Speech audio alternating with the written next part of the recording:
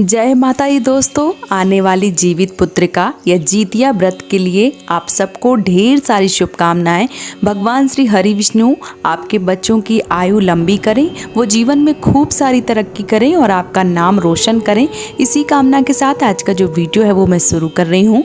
दोस्तों, जीवित पुत्रिका या जीतिया जो व्रत है वो अपनी बच्चों की लंबी आयु के लिए, साथ ही साथ उनकी तरक्की के लिए और उनको जीवन में कभी भी कोई कष्ट जो है वो देखने को ना मिले, इसलिए बहुत सारी माताएं अपनी संतान के लिए जीतिया का जो व्रत है वो करती हैं।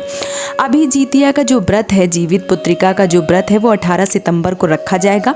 17 सितंबर को नहाए खाए है, 18 सितंबर को जो व्रत है वो किया जाएगा और 19 सितंबर को जो पारण है वो किया जाएगा।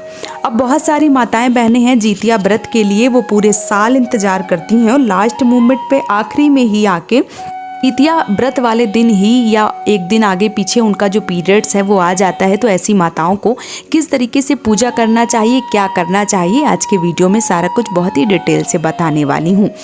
जो पीरियड्स है वो प्रकृति का नियम है। रजस्वला धर्म या मासिक धर्म जो है वो माताओं को आना ही आना है।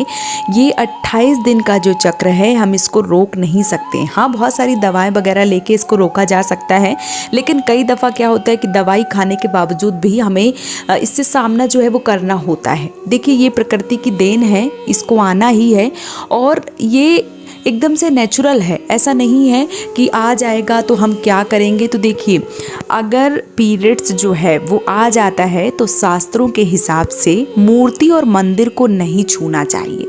ऐसा वर्णन जो है वो किया गया है कि मूर्ति को नहीं छूना चाहिए और जो आपके मंदिर हैं वहाँ से भी थोड़ी दूरी जो है वो बना लेनी चाहिए। लेकिन बहुत सारी माताएं बहनें जो जीतिया का व्रत करेंगी उनको क्या करना चाहिए।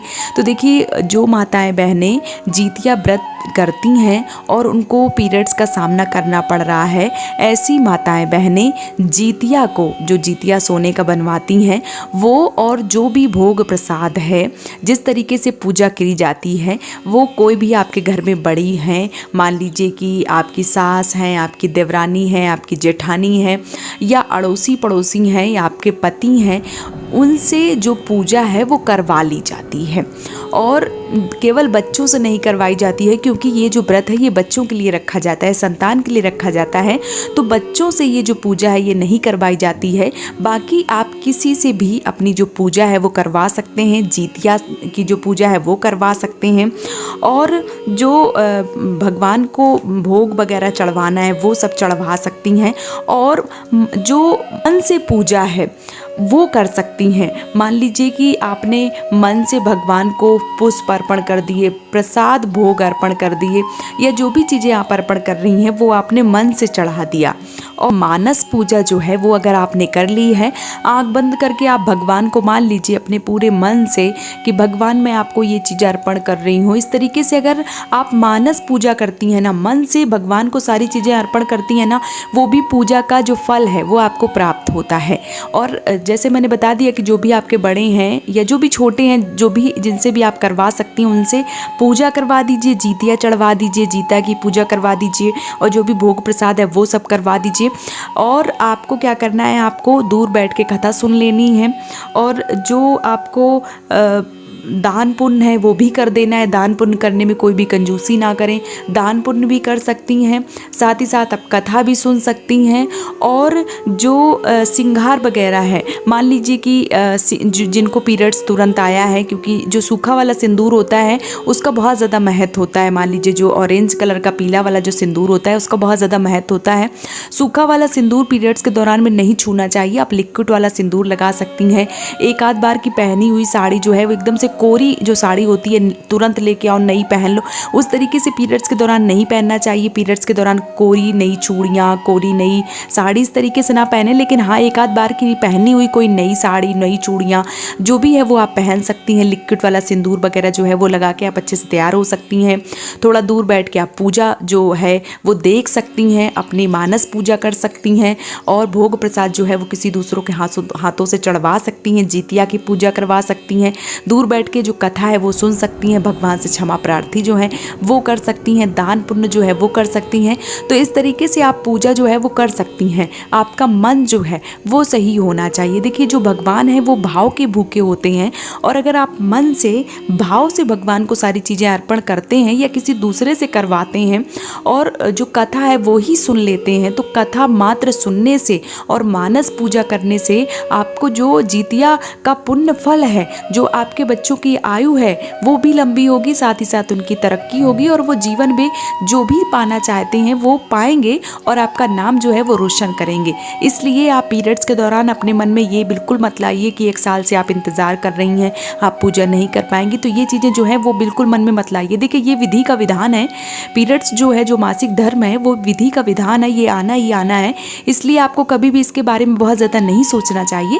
जैसे कि मैं बता रही हूँ कि जो भी आपके घर में बड़े हैं उनसे आप भोग प्रसाद जो भी आप चढ़ाती हैं, जो भी आपके सामर्थ्य में है, पूजा हर तरह से की जाती है, जो भी आपके सामर्थ्य में है, जो भी चीज़ें आप कम से कम चढ़ा सकती हैं उस तरीके से आप चढ़वा दीजिए। दान पुण्य जो भी आप निकालना चाहती हैं, जो भी आप कर सकती हैं उस तरीके से आप दान पुण्य निकाल दीजिए। जितिया की पूजा करवा दीजिए, जितिया चढ़वा दीजिए और दूर बैठ के कथा सुन लीजिए। बाकी जिस तरीके से आप तैयार होना चाहती हैं उस तरीके से आप तैयार हो सकती हैं, लेकिन बस मैंने बता दिया कोरी साड़ी या कोरी चूड़ी पहनना थोड़ा सा ठीक नहीं रहता है, इसलिए आप एक आध बार की पहनी हुई नई साड़ी ही एक आध बार पहन चुकी हैं वही साड़ी, और उस तरीके से उसी की मैचिंग की कोई भी चूड़ियाँ जो है वो आप पहन सकती हैं। लिक्विड वाला सिंदूर लगा सकती हैं।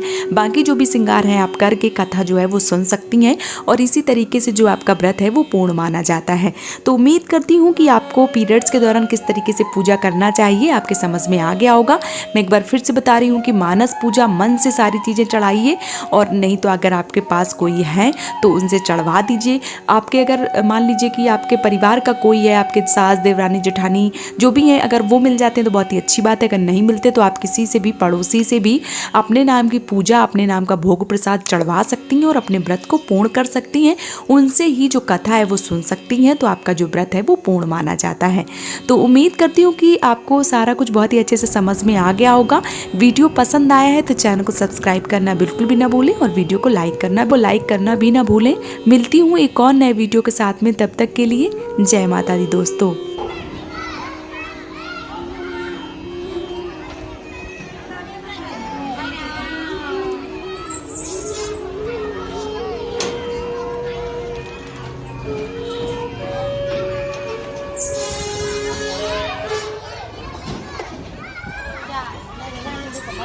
Chuồn này nó là xịt nôi. Ê Tiền ơi, lên thôi. Ê Tiền ơi, xuống đây. Hết rồi, xuống rồi. Hạnh ơi, xuống rồi, hết rồi. Ê Tiền ơi.